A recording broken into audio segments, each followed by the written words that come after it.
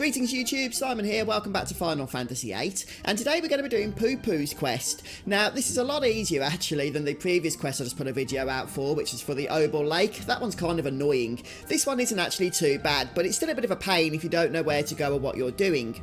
So what we need to do for this particular quest is encounter a strange UFO object around the various parts of the world, and we need to do it several times in order to go ahead and complete the quest. Now there is a trophy also tied to this particular quest, so it is important to do, especially if you're playing the remastered version or the Steam version and you want to get that trophy, but also of course on any version of the game where you want to complete everything there is to offer. Right then, so what we need to do first of all for the first location is make our way over to VIII. Oh, one other thing I should really mention is that this is only available, this quest, to complete once you've got access to the Ragnarok. So if you don't have access to the Ragnarok, just keep playing the game until you do get access to it, and then that'll be absolutely fine. You can go ahead and do the quest. Right, so make your way over to VIII, and you want to be on this particular side of VIII, the side with the path, because the way this works is we need to actually find the UFO in battle. Now, it doesn't matter if we turn off battles. In fact, I'm going to recommend that you do just that, either using the toggle on the remastered version or the encounter non-ability from Diablos, because the UFO will still appear as a battle even with that toggle on, so it actually makes things a lot easier. Now, it's not really random where the UFO spawns, it's a more specific spot on the map that causes it to appear. And for the VIII part, it's around this side of the path, and there you can see it, look, bringing a cow across the screen, because why not? And all you have to do is literally run into the correct location and that will get it to show up, as you just saw there. So if you're running, for example, around this side of VIII, you'll still be in the right location, which is VIII Bluffs, but you'll run around here for ages and it probably won't appear. That's because you do need to be around this part of the path here for it to show up, but you do that and it will appear. Alright then guys, so that's the first of 4 locations that we need to get the UFO to show up. Next up, we're going up north a bit. And you want to land just to the east of Timber, actually quite close to the coast. So once you've landed, just make your way onto the beach here. This should be Mandy Beach, so I'll just check once we've got on there that this is indeed Mandy Beach. It is, yes. Okay, so make sure it's Mandy Beach that you've landed on. And the UFO can actually appear, it seems, even when you've brought the world map up. That's interesting enough. And the same thing will happen again. This time it's carrying a head of a statue. Interesting. Okay.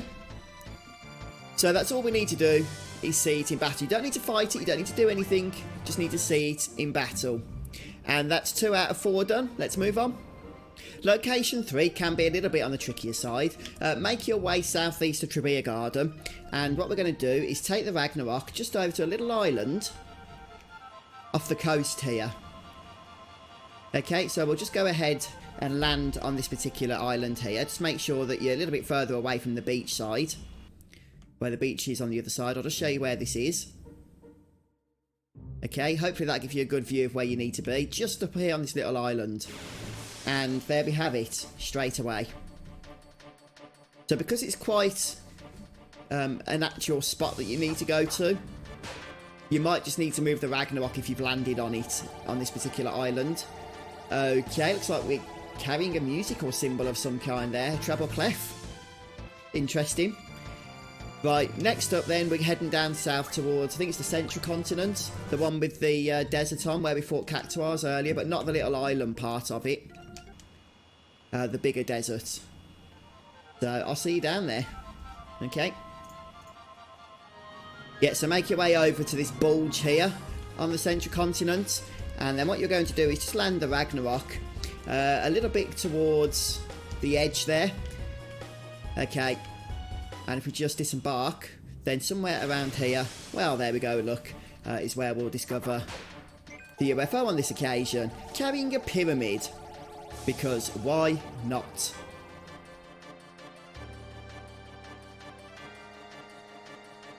So what we're going to do now is head over to where the Chocobo Sanctuary was. We did those quests earlier. It doesn't matter if you did those quests or not, you're still just going to fly over here.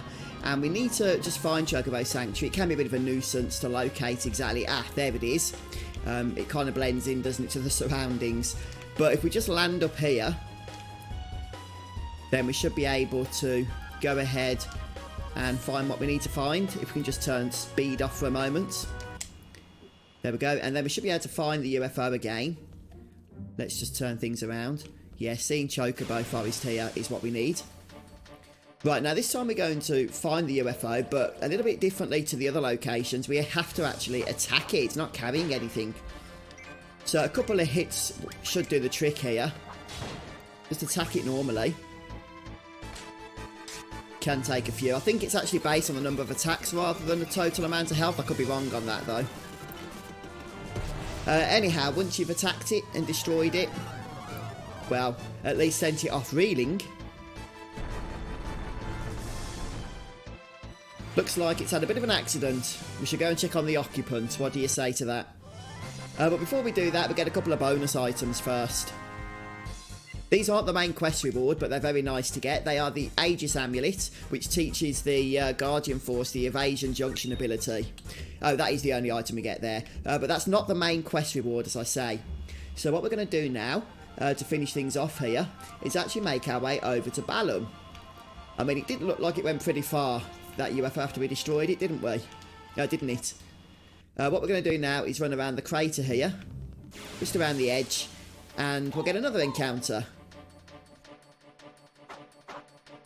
And look at this, it's the little alien fella. Now, unfortunately, he's not feeling too well after we knocked him out of his spaceship. He wants an elixir, but he doesn't just want one elixir, he wants like 5 elixirs. So we'll start feeding them to him. More elixirs, please. So I think we're about to feed him number 2 and 3. This is now the final part of the quest as well. Just be careful not to attack him here. That's not what you want to do.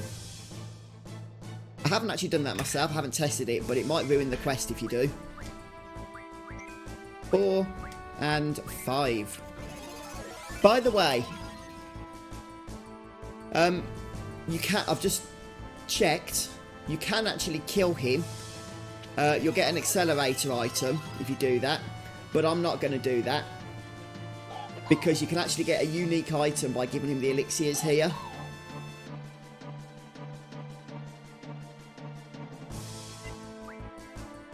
Along with the trophy, you get PuPu's card. Now, PuPu's card is unique because, as far as I'm aware, it's the only card in the entire game that you cannot get more than one of. So you know all the other rare cards, once you've refined them, you can go ahead and win them back again on Disc 4 in the Ragnarok from the CC group members. Yeah, you can't do that with PuPu, which is kind of interesting. It's the only one in the game that you can't do that with. However, you can still refine the card if you want to do so. You'll get a Hungry Cockpit if you do that. Okay, a Hungry Cockpit isn't too shabby. That will turn into a Shaman Stone with the Tool Refinement ability. You can also get Hungry Cockpit from Angelo Search. So there's really no need to go ahead and refine the PuPu card, especially because it is a one-of-a-kind item. So let's just go ahead and take a brief look at the PuPu card. It feels wrong to keep saying PuPu. Oh, where is it? PuPu, where are you? Ah, there we go. It's a level 5 card. Interesting. Yeah, it is pretty rubbish, actually. It's a rubbish card to play. But as I say, it is a very unique card because you cannot get it again, even if you card mod it. So you might not want to. You might want to hold on to it if you want to get all the cards in the game. Whereas all these other rare cards, of course, that doesn't apply to you. You can win those back. Alright then, folks. Well, thanks for stopping by. I hope this little video guide has helped you with your PuPu quest and unlocking another trophy. Let's just take a very brief look here at our trophy situation for Final Fantasy VIII, having done the ones that we've now done. Yeah, we're on 74% through. Just a few more to go until we get that beautiful platinum. I think the 1,000 enemy one is going to be kind of annoying, but the rest shouldn't be too bad. Seed rank A should be fine. We can just use the computer for that one, and everything else should just be a formality. Alright then, guys, well, there we have it. That brings us to the end of our Final Fantasy VIII video guide for the day. So please do drop a like if you've enjoyed it, and come back soon for more of the game. We'll continue on getting that platinum. Wonderful stuff. Goodbye.